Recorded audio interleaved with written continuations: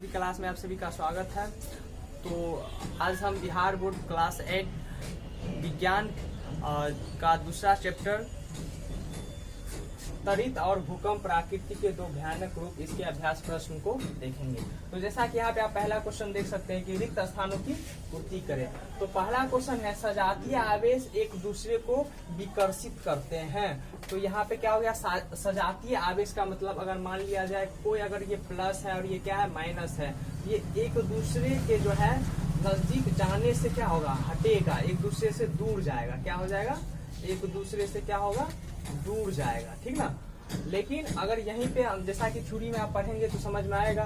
दूसरा विजातीय आवेश एक दूसरे को आकर्षित करते हैं। अगर यहीं पे अगर विजातीय आवेश की बात किया जाए, ये प्लस और ये माइनस, ये क्या होगा, एक दूसरे के नजदीक जाने का क्या करता है, कोशिश करता है। चलिए आगे बढ़ते हैं। ग नंबर है त्वरित चालक से भवन की क्या कर सकते हैं हम, सुरक्षा करते हैं। तीसरी स्थान में क्या भरा जाएगा, सुरक्षा। चलिए घ नंबर में क्या भरा जाएगा, भूकंप की तीव्रता का मापन से किया जाता है। तो भूकंप मापी किया जाता है, ठीक ना। चलिए आगे बढ़ते हैं। दूसरा नंबर क्वेश्चन है, बड़ा इंटरेस्टिंग क्वेश्चन है। सर्दियों में स्वेटर उतारते समय चिट चिट की आवाज क्यों होती है। तो क्यों होती है, आप उत्तर देख सकते हैं। हमने लिखा है स्वेटर तथा शरीर के रगड़ से आवेश उत्पन्न होता है। आवेश के प्रवाह के कारण विद्युत उत्पन्न होते हैं। इस प्रवाह को विद्युत उत्सर्जन कहा जाता है, जिस कारण तीव्र प्रकाश चिंगारी के रूप में उत्पन्न होती है, जो हमें चिटचिट की आवाज तथा चिंगारी के रूप में महसूस करता है। चलिए अब तीसरा क्वेश्चन को देखते हैं। तो तीसरा क्वेश्चन है आपका, जब हम विद्युत दर्शी के ऊपरी भाग को छूते हैं तो वह अपना आवेश खो देता है, व्याख्या कीजिए। तो इसका हम उत्तर लिखे हैं, जब हम विद्युत दर्शी के ऊपरी भाग को छूते हैं तो उसके पत्ती में मौजूद आवेश हमारे शरीर में प्रवाहित होकर पृथ्वी में चली जाती है। क्योंकि शरीर विद्युत का सुचालक होता है, परिणाम स्वरूप विद्युत दर्शी अपना आवेश खो देता है। चलिए तो अब हम चौथा नंबर की क्वेश्चन की बात कर ले। तो चौथा नंबर क्वेश्चन को आप देख सकते हैं कि क्वेश्चन है, भूकंप मापी का चित्र बनाकर उसके मापन विधि को लिखिए। भूकंप मापी का चित्र आपको 2.8 से उतारना है और उसी पेज से यहाँ पे देख सकते हैं आप अच्छी तरह से, यहाँ पे, ठीक ना। इस चित्र इसको उतार लेना है और यहाँ से लेकर यहाँ तक आप इसके बारे में नोट कर सकते हैं। तो चौथा क्वेश्चन के लिए आप खुद अपना से मेहनत करें। चलिए पांचवा क्वेश्चन की बात कर लेते हैं। पांचवा क्वेश्चन था, त्वरित तथा भूकंप से अपनी सुरक्षा के उपायों का वर्णन कीजिए। हमने उत्तर लिखा है त्वरित से सुरक्षा के उपाय।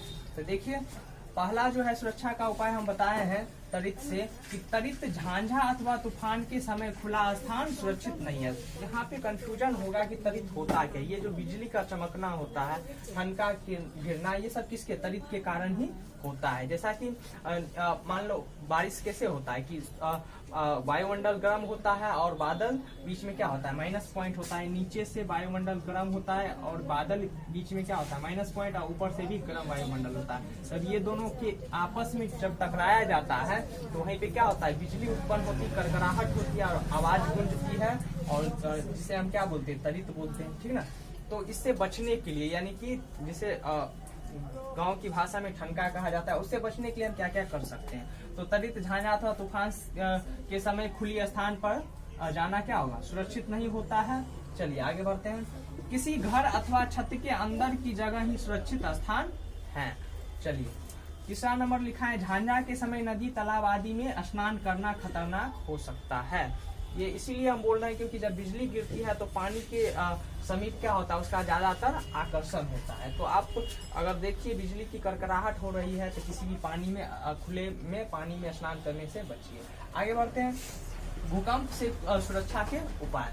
चलिए तो हमने लिखा है पहला, किसी मजबूत चौकी अथवा पलंग के नीचे झटकों के रुकने तक छिपे रहिए। अगर आप घर में हैं और बाहर नहीं निकल सकते हैं तो ये उपाय आपके लिए बेहतर होगा। चलिए दूसरा नंबर जो है उपाय, घर की बनावट भूकंप रोधी होनी चाहिए। अगर मान लीजिए आप क्या होता है, तकनीकी का इतना विकास हो गया है कि घर की बनावट क्या होता है, तकनीकी रूप से होती है, उसके अंदर स्प्रिंग लगा दिया जाता है और भूकंप जब आती भी है तो उस घर का कोई भी नुकसान नहीं होता, क्योंकि भूकंप आने से वो घर क्या होता है, पूरे हिलने लगता है, अंदर में स्प्रिंग सीटिंग होने के कारण। तो हम क्या कर सकते हैं भूकंप से बचने के लिए? दूसरा, घर की बनावट भूकंप रोधी भी हम बना सकते हैं। तीसरा नंबर क्या है? भवनों, बिजली के तारों तथा वृक्षों से दूर रहना है। मान लीजिए कोई बड़े बड़े भवन है, अगर मान लीजिए उससे हमें क्या करना है? दूर रहना है, ठीक है ना। बड़े बड़े वृक्ष से भी दूर रहना है, क्योंकि भूकंप के दौरान वृक्ष हमारे शरीर पे गिर सकती है। चलिए चौथा नंबर देखते हैं, भारी वस्तु से दूर हटकर रहना चाहिए, ठीक है ना। कोई भी भारी वस्तु है तो उससे हमें दूर हटके रहना चाहिए। पांचवा में हम लिखा है, संभव हो तो सर के ऊपर तकिया आदि गद्दे चीज रख लेना चाहिए, ठीक ना। चलिए तो ये हो गया। और यहाँ पर हम भवनों, बिजली के तार तथा वृक्षों से दूर खुले स्थान में पट होकर लेट जाना चाहिए, यानी कि चित नहीं। पट होने से क्या हो जाएगी? आपकी धड़कन क्या हो जाएगी? कंट्रोल रहेगी, आपको ज्यादा डर नहीं होगा। तो ये सब सुरक्षा हम कर सकते हैं। तो आपका जो है विज्ञान का अध्याय दूसरा क्लास 8 का जो है इसका पूरा प्रश्न अभ्यास हम देख चुके हैं। तो यदि आपको वीडियो पसंद आती है तो प्लीज लाइक करें एंड सब्सक्राइब करें।